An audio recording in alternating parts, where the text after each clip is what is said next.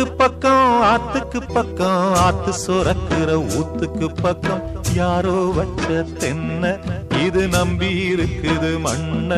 இது தானாக வளர்ந்த மரம் பாரம்மா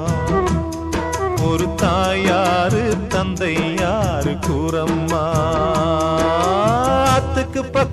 ஆத்துக்கு பக்கம் ஆத்து சுரக்கிற ஊத்துக்கு பக்கம் யாரோ வச்ச தென்ன இது நம்பி இருக்குது மண்ண இது தானாக வளர்ந்த மரம்